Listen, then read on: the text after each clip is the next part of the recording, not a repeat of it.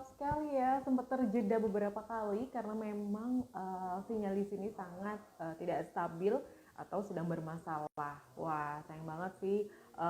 Padahal tadi kita lagi seru-serunya ya di awal untuk berbincang bersama Ibu Winnie. Kalau gitu langsung aja tanpa membuang-buang waktu, kita invite lagi Bu Winnie untuk bisa bergabung, join di live Instagram.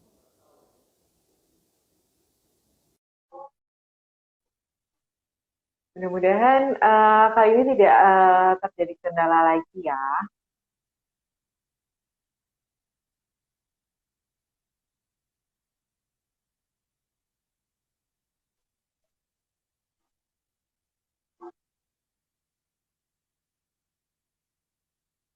Suaranya kecil, oke. Mungkin mic-nya kejauhan ya. Kalau sekarang bagaimana Mamita? Sudah kedengeran ya? Ya, aku harus agak selipin di sini nih. Nah, kita langsung, aduh agak jelek sih tapi kalau di sini. Oke, aku coba untuk lebih keras lagi ya. Oke, kita sudah invite Bu ini mungkin bisa di-accept dulu untuk uh, undangan live Instagram join.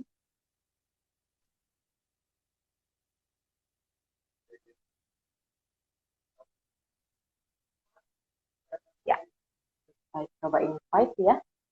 Jadi Mams bisa mengirimkan pertanyaan melalui kolom komentar dan juga question box yang ada di bawah. Nanti kita akan bacakan ya. Nah, sudah bisa join kah? Hai Nah, Mbak Sinta, alhamdulillah. alhamdulillah akhirnya bisa ya. Ya, alhamdulillah. Mohon maaf Bu ini ya. Tadi lagi seru-serunya kita baru mulai pembahasan pertama nih, tiba-tiba langsung ngelos sinyalnya. Mohon maaf Bu ini ya. Betul. Kita lanjut lagi kalau Iya, gitu nggak ya. apa-apa Mbak Sinta. Nah, nah bagaimana Bu ini untuk gaya hidup ideal nih yang bisa mendukung untuk tumbuh kembang anak tentunya berhubungan dengan pemenuhan nutrisi ya sebagai mom kita harus seperti apa? Oke, kita sambung lagi ya dari yang tadi Mbak Sinta ya. Jadi memang kalau kita bicara tentang gaya hidup, itu sebenarnya sangat berkaitan sekali dengan peran orang tua. Ya, khususnya ibu. Ibu yang sangat berperan penting sekali terhadap perkembangan atau pertumbuhan anak. Ya, secara fisik ataupun juga karakter ya, secara psikologis. Kalau misalkan fisik bisa kita ambil contoh seperti pemenuhan nutrisi, gitu ya, asupan makanan, minumannya sehari-hari, kemudian juga mungkin pengoptimalisasian dari tumbuh kembangnya si kecil. Nah, kalau untuk yang karakternya sendiri itu meliputi apa? Itu meliputi stimulasi-stimulasi yang memang biasa kita berikan sehari-hari ya, untuk apa? Untuk mendukung perkembangan sosial emosional anak. Di mana perkembangan sosial emosional itu meliputi juga seperti apa? Kemampuan adaptasi, ya, bagaimana anak bisa berinteraksi secara lebih baik dengan secara sosial gitu ya, dengan lingkungannya, dengan juga orang-orang di sekitarnya.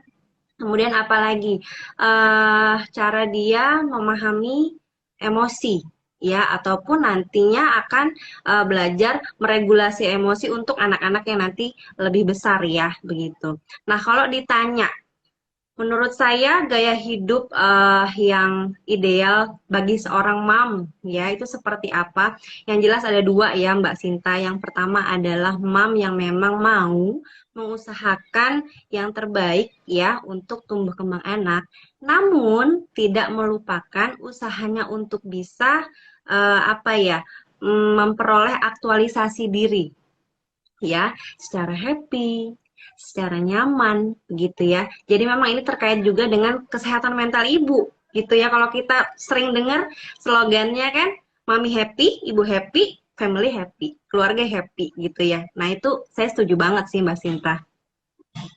Hmm, betul betul betul banget memang. Balik lagi ya untuk mental ibu yang baik itu akan tercermin melalui anak-anaknya pasti ya Bu ini ya. Nah, Iya. tapi untuk menerapkan gaya hidup tadi, sebenarnya apakah bisa dibilang ketika sudah menjadi orang tua, gaya hidup kita harus dirubah begitu Bu ini? Oke, tentunya demikian ya Mbak Sinta ya. Karena saya yakin sekali, kita yakin deh bareng-bareng ya, semua atau setiap orang tua pasti ingin yang terbaik. Mengusahakan yang terbaik untuk anak-anak mereka, begitu ya. Namun, sebelum lebih jauh kayaknya kita juga perlu tahu dulu nih, gitu ya, definisi gaya hidup itu sendiri apa sih? Ya nggak? Setuju ya Mbak Sinta ya? Oke, gaya hidup Ya, sendiri itu merupakan suatu gambaran dari sebuah tingkah laku, pola, dan juga cara hidup berdasarkan dari aktivitas-aktivitas kita sehari-hari dan juga minat kita ya, minat seseorang ataupun individu. Nah, yang penting untuk diketahui bahwa gaya hidup itu sifatnya tidak permanen loh Mbak Sinta. Jadi, mhm. memang cenderung bisa atau cepat berubah berdasarkan kebutuhan momsnya ataupun preferensi ataupun opini dari moms itu sendiri begitu ya. Kenapa bisa berubah-ubah gitu ya? Karena memang apa ya? Kalau dibilang tuh banyak sekali aspek-aspek atau variabel yang memang mempengaruhinya. Contohnya ada dari pengalaman, ada juga dari pengamatan, begitu ya. Kemudian terus gimana nih caranya kita ya sebagai moms bisa lebih bijak dalam mengelola gaya hidup begitu ya? Bisa dengan dua cara juga ya Mbak Sinta. Yang pertama adalah kita lakukan review dan refleksi ya. Pada saat tahap review itu kita coba ingat-ingat deh, apa yang sudah kita lakukan sehari-hari ini sudah baik belum ya polanya? Untuk sekarang kita bicara tentang konteks pemenuhan nutrisi anak atau menjaga anak begitu ya. Kemudian setelah sudah tahu apa-apa saja yang memang dirasa kurang begitu ya, baru kita lakukan refleksi. Cari tahu nih, apa-apa aja sih yang kira-kira bisa dilakukan ya untuk memperbaiki hal-hal yang dirasa kurang itu tadi gitu. Contoh sederhana Hmm. ya. Contoh sederhana, karena kita bicara tentang gaya hidup, di mana orang tua sibuk ini sudah menjadi fenomena ya sehari-hari sebenarnya ya. Nah, terkadang dalam satu bulan lah, taruhlah kita bilang ya, dalam seminggu ada tuh seminggu kayaknya tuh kita sibuk banget gitu ya. Kalau untuk ibu bekerja, sibuk dengan pekerjaannya. Atau mungkin ibu rumah tangga dengan segala rutinitasnya dan juga apa namanya kegiatan yang memang biasa dilakukan juga di rumah begitu ya. Nah, biasanya saat kita sibuk, ngerasa nggak sih kadang kita tuh suka skip untuk cek gitu ya. Apakah nutrisi yang sudah diberikan ke anak kita itu udah cukup apa belum? Ya nggak sih, kadang-kadang suka skip gitu, walaupun mungkin kadang bisa kita handle sendiri atau mungkin dibantu oleh pengasuhnya di rumah atau yang jagain di rumah gitu ya. Tiba-tiba, contoh kecil, tiba-tiba kok GTM biasanya lahap makan, terus tiba-tiba nggak mau makan. Waduh, kenapa nih gitu kan? Dengan kita contoh yang tadi kita review dulu, cari tahu kan kenapa kira-kira alasannya dia GTM nih, anak ini GTM gitu ya. Bisa kita cari tahu, kita periksa mungkin mulutnya, ya rahangnya, ada sariawan kah?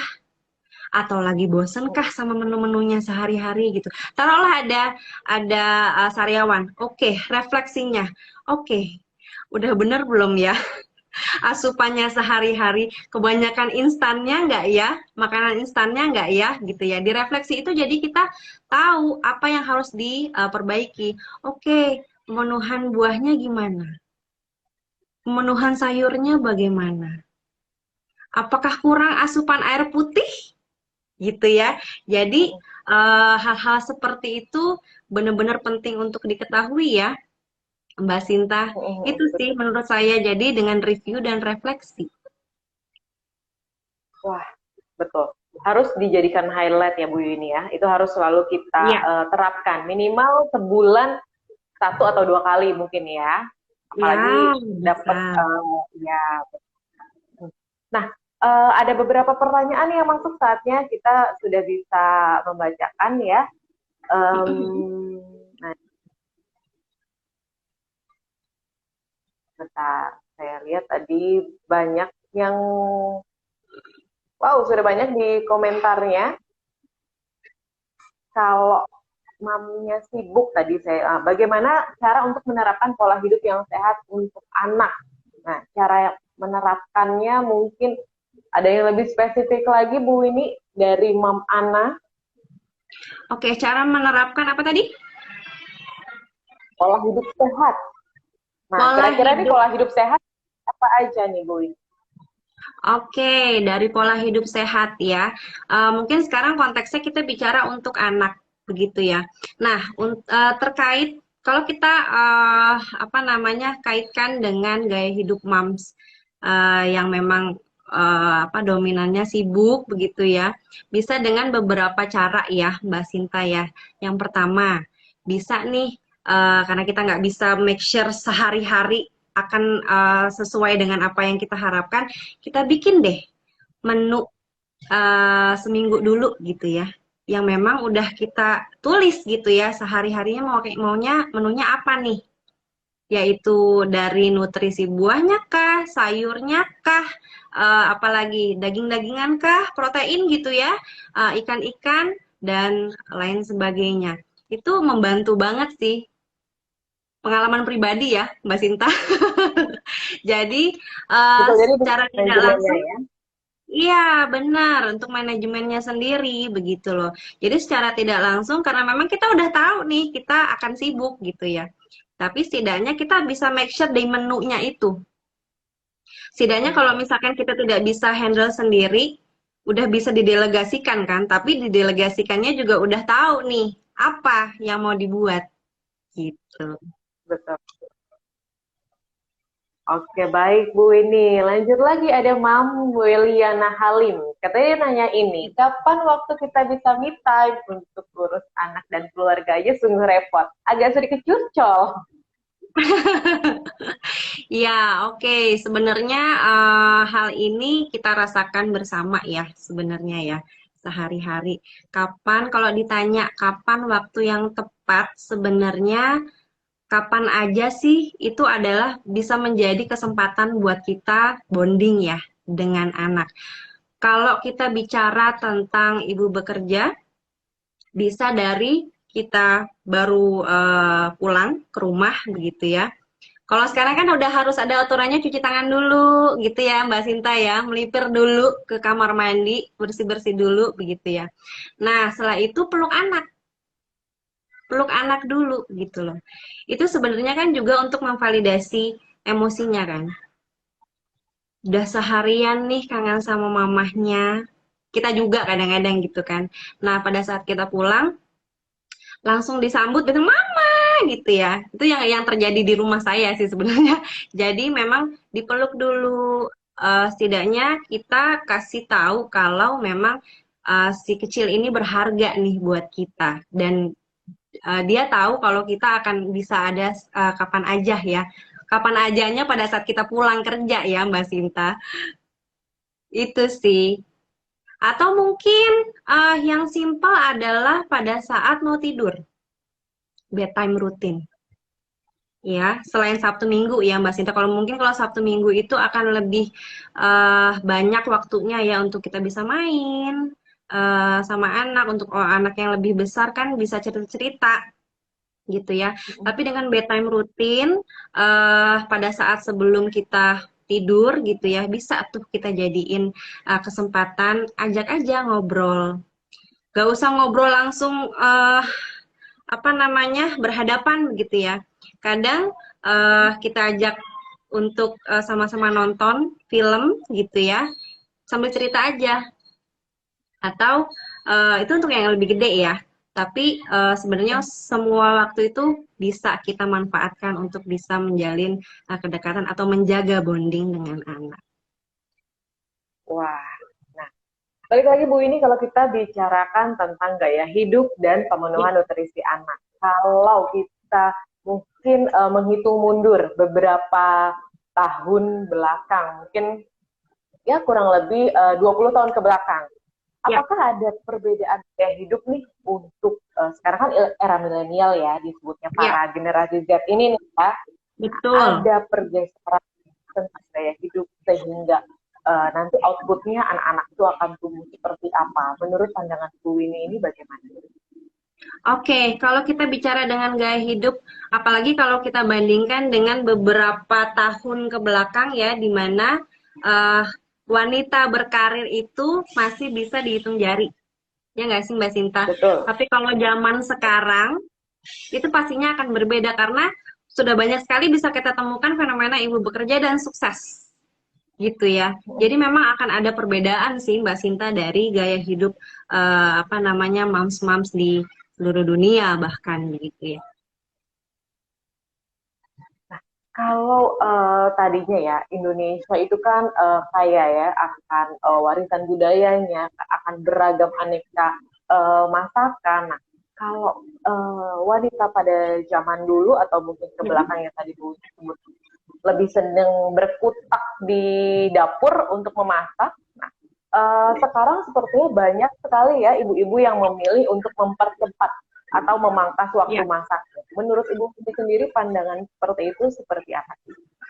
Oke, seperti yang tadi kita sudah bahas, sekarang ini sebenarnya sudah bisa kita temukan banyak sekali fenomena gaya hidup orang tua sibuk. Yang life hacks-nya itu quick dan easy. Quick dan easy, ya, cepat dan juga gampang atau mudah begitu. Jadi kecenderungannya adalah ibu-ibu atau orang tua sibuk itu akan cenderung memilih makanan-makanan yang instan. Bener ya, karena cepet kok. Betul. Gitu, nggak usah lama-lama masak, nggak usah banyak preparation gitu kan, tapi udah cepet, anak kenyang.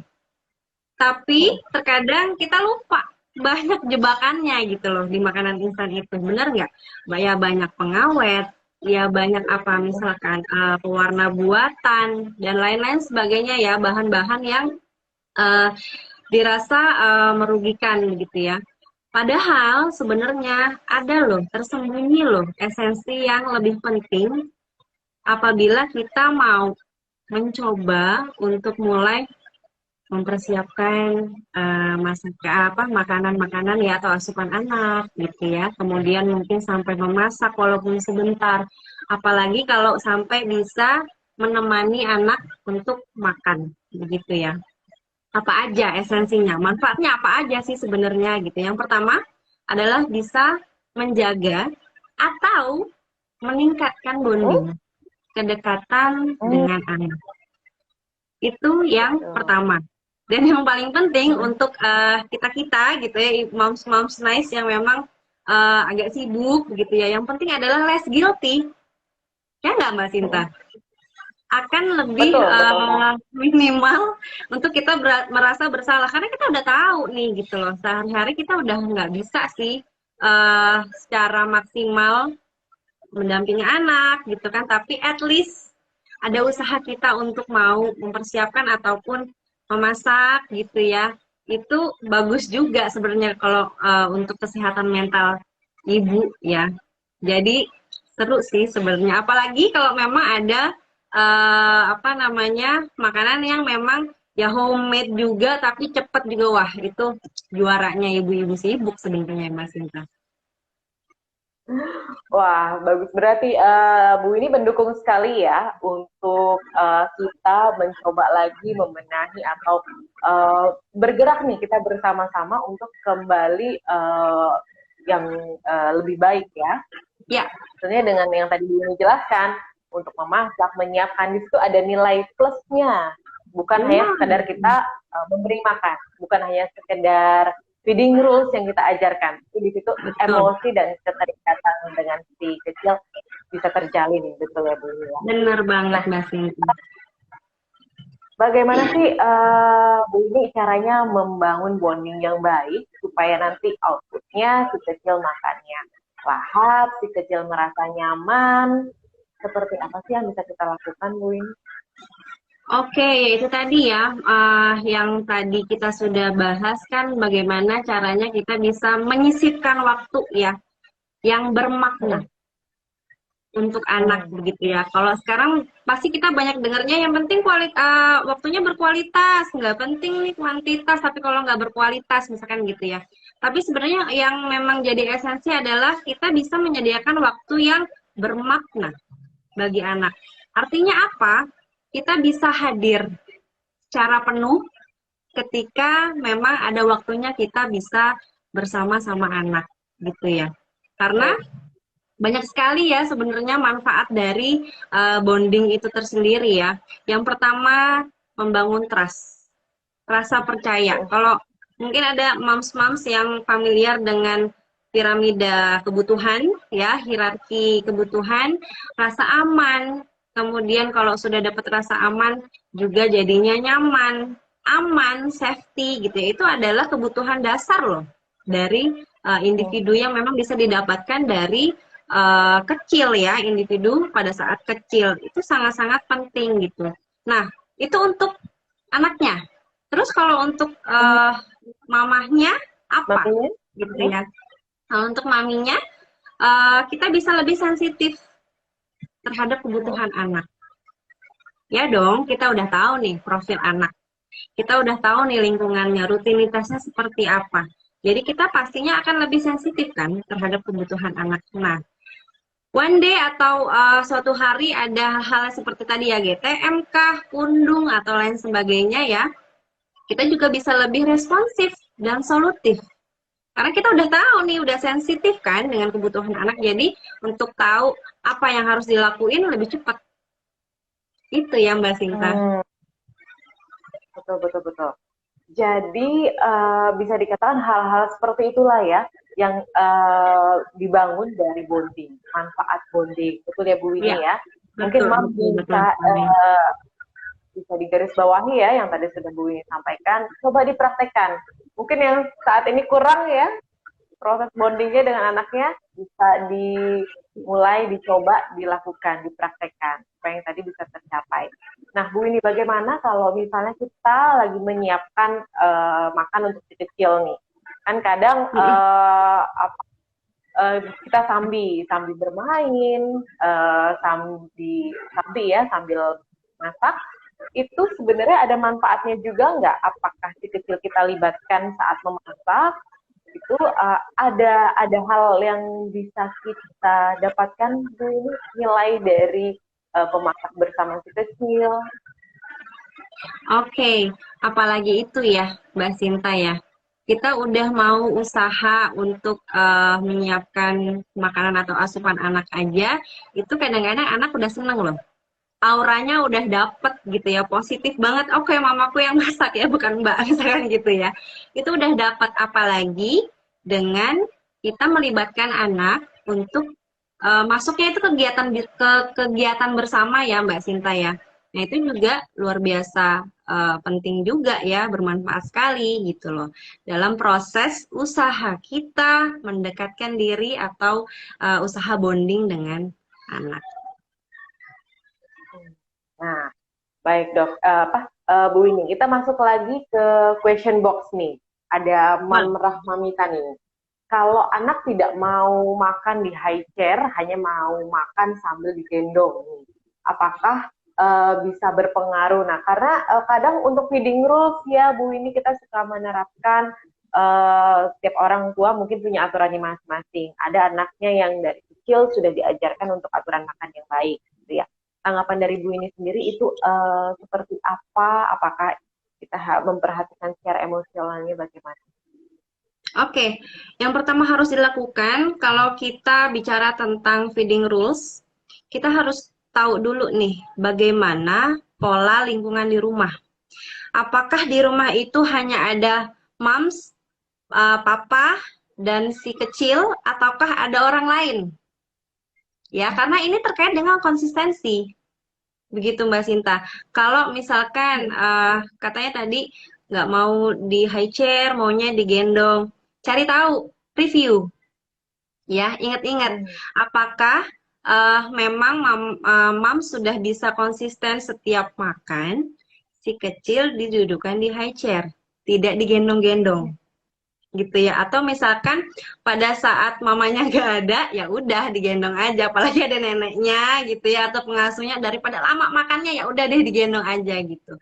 Nah sebenarnya si kecil ini walaupun belum apa namanya benar-benar terbentuk kognitifnya ya, kalau kita bicara dengan usia perkembangan yang lebih besar, dia kan peniru ulung ya, Mbak Sinta. Jadi dia belajar pola, Mm-mm. polanya dipelajari sama dia. Kalau misalkan eh, tidak konsisten di awal, ya dia akan terus seperti itu gitu loh. Karena tahu kok, oh nggak apa-apa kok. Misalkan sama si nenek boleh kok digendong, dapat juga kok makanannya gitu ya. Tapi kalau misalkan sama mama kenapa nggak boleh gitu. Jadi pastinya kalau kita ya, kalau misalkan kita refleksi juga ke diri kita pasti akan lebih memprioritaskan untuk mencari cara yang menguntungkan buat kita kan, dibandingkan dengan hal yang kita nggak suka gitu. Nah itu harus dicari tahu dulu ya, Mbak Sinta.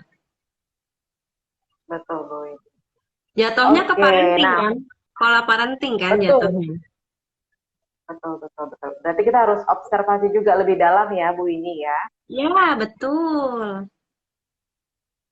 Oke. Nah, ada lagi dari Mam Cemol nih, Bu ini. Bagaimana Ya. membuat mood swing anak bagus saat membiasakan anak makan sayur agar terbiasa makan sehat nih. Ini mungkin ada hubungannya dengan emosional anak kah dari dalam yang harus dipahami seorang ibu nih untuk anaknya yang ogah-ogahan makan sayur atau picky eater atau ada jurus terjitu nih, bisa dihipnotis gak nih anaknya Bu ini? Oke, anak yang makan sayur tanpa dipaksa sebenarnya itu surga untuk semua mama ya sebenarnya ya, semua moms ya, Mbak Sinta ya. Cuma sebenarnya bisa kita coba apa ya kalau saya bilang kreasikan ya makanannya. Kalau untuk yang lebih besar, misalkan bisa dengan kayak bento-bento gitu ya Mbak Sinta. Entah wortel di apa dicetak bunga kah gitu ya, atau bisa dengan memang mencampur apa namanya sayur-sayuran itu, tapi memang tidak terlihat sayur.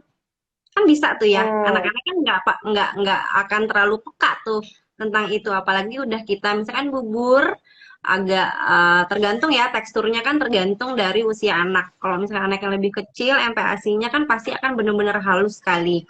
Kalau yang udah agak besar kan agak bertekstur ya.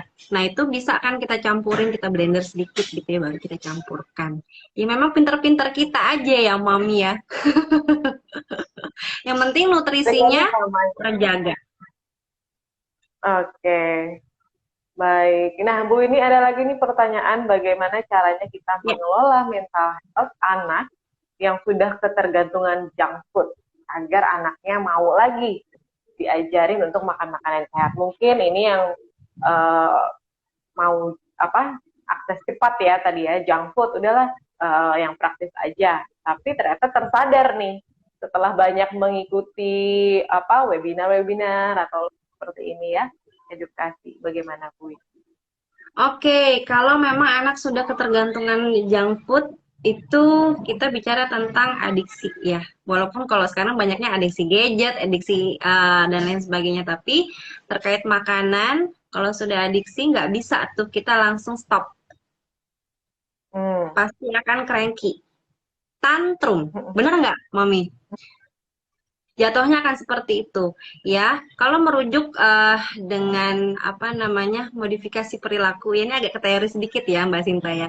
Modifikasi perilaku, jadi untuk apa namanya menghindari hal tersebut berulang, jadi harus kita perlahan ambil gitu ya. Kalau di teori seperti itu. Jadi tidak melulu nggak mau makan, maunya ini, ya udah dikasih gitu. Itu Hmm. nanti akan jadi senjatanya anak. Tapi perlahan, misalkan, sorry. Jadi perlahan, misalkan, apa namanya? Oke, makan dulu nih sarapannya harus masuk, misalkan nasi dan ada sayurnya satu aja, boleh. Tapi nanti dapat reward gitu ya. Hmm. Jadi untuk reward ini kadang-kadang juga moms-moms semuanya ini salah kaprah. Oke, jadi pasti terus akan harus ada rewardnya dong gitu kan. Namun sebenarnya prinsip dari pemberian reward ini adalah untuk menaikkan si perilaku yang kita inginkan kan sebenarnya. Nah, di akhir kita harus usahakan reward ini nanti hilang. Tapi perilaku yang mau kita tingkatkan itu akan bertahan gitu. Jadi harus pelan-pelan ya, Moms. Tidak bisa langsung kita cut. Wah, itu hancur langsung dunia persilatan nanti ya, Mbak Sinta ya. Nah, balik lagi juga ke pertanyaan dari Mams. Ya, Tadi saya kehilangan pertanyaannya, tapi saya ingat sedikit, Bu Winnie, ya, bagaimana sih sikap kita untuk bersama-sama, karena kadang orang tua maunya begini, pola asuh ya, ada perbedaan ya. pola asuh nih. Sikap kita harus seperti apa sih, khususnya untuk pemenuhan nutrisi anak. Kadang-kadang orang tua bilang anaknya nggak boleh dikasih ini gitu kan, anaknya nggak boleh dikasih itu, sementara kita pribadi merasa bahwa ini yang terbaik kok untuk anak kita gitu. Bagaimana sih Bu ini menyikapi hal itu? Tadi saya lihat ada salah satu. Oke, biasanya fenomena ini terjadi apabila tempat kita tinggal itu tidak hanya dihuni oleh keluarga inti, ya. Ada keluarga sekunder di situ yang memang ikut ada bersama di rumah ya. Jadi pastinya akan mempengaruhi pola parenting dari si orang tua tersebut gitu. Kuncinya yang bisa diusahakan itu ada dua, Mbak Sinta, yaitu komunikasi dan juga pendekatan ya. Apalagi mungkin kita bentroknya misalkan gitu ya, bentroknya gitu ya dengan memang anggota keluarga yang lebih tua. Wah, itu agak sulit sih memang di awal ya. Tapi balik lagi kita diskusi misalkan sama suami gitu ya sebelumnya, kemudian nanti bisa dipraktikkan komunikasi yang efektif ya. Jadi kita tahu dulu nih misalkan kayaknya belum bisa deh dikasih makanan A misalkan gitu. Tapi menurut eh beliau nggak apa-apa kok dulu si papa misalkan atau mama juga boleh kok pakai itu nggak kenapa-napa gitu. Tapi kan untuk moms-moms sekarang kan sudah insya Allah lebih cerdas ya dengan akses apa namanya informasi yang lebih mudah didapat ya. Jadi pelan-pelan dikomunikasikan, diberitahu kita pengennya bagaimana, fokusnya itu untuk apa, bukan bukan untuk apa namanya tujuan ke kita sendiri tapi untuk si si kecil begitu ya. Kemudian juga kadang-kadang kan nggak bisa langsung juga ya Mbak Sinti, tiba-tiba mau ngomong apa yang mau kita katakan, harus ada pendekatannya juga, seni pendekatannya ya, pelan-pelan misalkan sore-sore kita bikin teh begitu ya, atau kopi yang disuka gitu ya, pisang goreng mungkin atau crackers kesukaan gitu sama nonton TV. Mau ini nggak aku bikinin ya misalkan gitu ya. Ngobrol deh tuh, tahu nggak gitu. Ma misalkan gitu ya. Yang dibaca pernah deh baca katanya artikelnya begini begini begini, menurut dokter ini begini begini begini. Jadi enak tuh flow-nya ya, nggak langsung yang kalau menurut aku kayaknya nggak boleh deh begini-begini, jangan gitu ya, itu akan lebih sulit, nggak ada pendekatan yang jatuhnya kayak gitu kan. Jadi harus pelan-pelan dan lebih smooth ya untuk kita mengkomunikasikan apa yang kita inginkan. Oke, harus dikasih pemahaman ya supaya Ya, nggak bentrok. betul. Betul.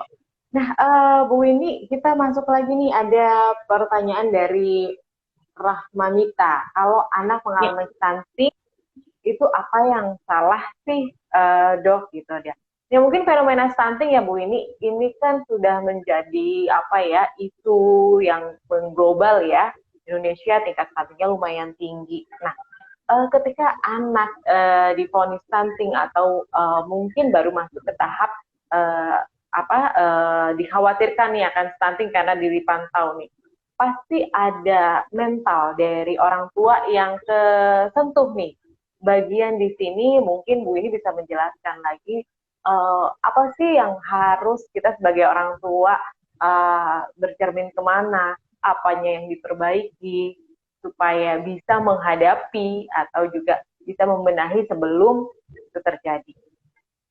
Oke, sebenarnya tadi sudah ada jawabannya ya. Yang bisa kita lakukan adalah ingat review dan refleksi ya. kalau kita masih bertanya gitu ya, apakah anak saya stunting atau tidak, udah lakukan refleksinya dulu belum? Oke. Ya enggak, ingat-ingat dulu nih, gimana sih asupan yang sudah diberikan atau diusahakan oleh kita gitu. Kira-kira apa ya yang masih salah? Karena memang dalam parenting tuh nggak ada yang sempurna ya Mbak Sinta ya. Nggak ada yang sempurna, pasti ada yang kurang-kurang begitu. Nah, dengan kita review, kita tahu nih kekurangan kita apa, kemudian nanti baru deh dengan refleksi. Kita cari tahu nih usahanya apa nih, upayanya apa nih kalau misalkan kita memang udah curiga anak kita stunting, ke dokter anak kah, ke dokter tumbuh kembang kah, begitu ya. Banyak hal yang memang bisa diusahakan, tapi alangkah lebih baik sebelum kita melakukan upaya-upaya tersebut, kita review dulu apa yang sudah kita lakukan sebelumnya, begitu ya, untuk informasi yang lebih jelas juga gitu kan, pada saat nanti kita memeriksakan anak kita ke ahli-ahli terkait. Gitu ya Mbak Sinta. Wah, siap Bu ini. Laksanakan nih langsung. Karena mungkin para ibu ya khususnya worry Ya. banget ya ketika anaknya kok kurus banget gitu ya. Kok nggak nafsu makan gitu ya. Pasti itu akan kena banget sih mental ibu. Jadi kita harus Ya. yang tadi Bu ini katakan nih, harus review gitu, harus refleksi juga, betul ya Bu ini ya. Dan satu lagi yang penting mungkin jangan panik ya Mbak Sinta. Kita cari tahu info sebanyak-banyaknya dulu, itu bagian dari review dulu ya, sebelum akhirnya nanti melakukan refleksi, begitu ya. Karena memang kalau untuk kita bisa tahu benarkah anak kita ini memang mengalami stunting apa tidak, kan juga tidak bisa dari proses review itu, ya, oleh diri sendiri nggak bisa. Karena memang instrumennya itu kita nggak punya kan, kecuali kita bisa ke ahli-ahli terkait, udah punya tuh milestone-nya seperti apa sih tahapan perkembangan anak gitu ya. Harusnya lingkar kepalanya berapa ya usia segini? Harusnya sudah bisa apa ya pada saat usia segini? Atau mungkin dari pemenuhan nutrisinya juga seperti apa? Begitu ya mungkin Mbak Sinta. Oke, baik. Nah, Winnie, kalau tadi kita banyak bicara tentang peran ibu ya. Nah, Ya. sebenarnya seberapa besar sih peran ayah dalam pola asuh, kemudian kegiatan parenting, dan juga untuk menciptakan gaya hidup yang baik supaya nutrisi anaknya ini terpenuhi. Ya, kalau ditanya bagaimana sebenarnya peran ayah dalam pola asuh, itu penting banget Mbak Sinta, gitu ya. Gak bisa nih seorang konseptornya, misalkan biasanya mami-mami ya, tapi nggak ada teman untuk melaksanakannya atau mengimplementasikannya, gitu. Itu akan sangat sulit ya jatuhnya. Apalagi contoh sederhananya begini, nggak boleh makan coklat atau es krim dulu ya, lagi pilek kan gitu. Mamahnya nih udah bersabda begitu ya. Nah, pada saat itu papahnya juga sibuk kan biasanya, ketemu anak juga jarang misalkan gitu ya, untuk apa namanya, waktunya juga terbatas begitu ya. Nah, ketika anak misalkan minta atau pengen es krim, ya udahlah ya, itu ya, nggak match nih, nggak kong kali kong dulu nih sama maminya gitu ya. Itu juga akan berpengaruh kan. Next, next time kalau misalkan memang si anak pengen itu, tapi ternyata sebenarnya harusnya tidak gitu ya menurut mamahnya, ya udah dia akan melipirnya ke papahnya. Mamahnya, ya udah ntar dulu ya, papa bolehin kok gitu. Jadi memang benar-benar dalam pola asuh atau parenting, moms dan papa gitu ya, dads itu harus sangat-sangat bisa bersinergi dengan baik ya, untuk tujuan parenting bersama ya. Karena kan bikinnya bareng-bareng gitu ya. Jadi untuk parentingnya, pola pengasuhannya juga harus bisa bekerja sama dengan baik. Betul sekali. Walaupun ayah tidak ikut kegiatan memasak ya, tapi Ya. apakah tetap punya andil dalam memperhatikan optimalisasi dari pemberian nutrisi ini, Bu? Iya, seperti yang kita tahu kayaknya kalau untuk bisa tune in bareng-bareng masak sih kayaknya berapa persen ya Mbak Sinta untuk ayah. Atau yang Kecuali chef papahnya mungkin. ya ada juga tuh yang memang papahnya juga emang suka atau demen masak gitu ya. Kadang-kadang malah kalau di dapur suasananya nanti bisa jadinya perang. Maksudnya kan gitu ya kalau di dapur tapi dua-duanya koki tuh kayaknya aduh ribet banget ya. Udah kamu sana aja deh saya yang masak. Ada yang kayak gitu, ada juga yang memang jadinya harmonis. Nah, tahu nggak dengan anak melihat mama papanya harmonis juga, itu juga meningkatkan bonding loh.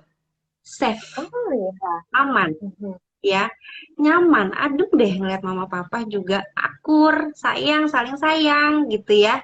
Itu juga mempengaruhi mental anak, psikologis anak gitu loh. Jadi jangan dikira papahnya nggak bisa ikutan masak ataupun mungkin tidak terlalu bisa apa namanya berinteraksi secara penuh pada saat apa namanya pemenuhan penyiapan makanan itu nggak ada efeknya gitu ya. Jadi kalau bisa memang para ayah-ayah, papa-papa, ayo peran Jalan serta ya. yuk bareng-bareng gitu ya dalam parenting atau pola asuh anak. Paling tidak juga ikut memilih produk-produk mana nih yang Ya baik, nutrisi boleh.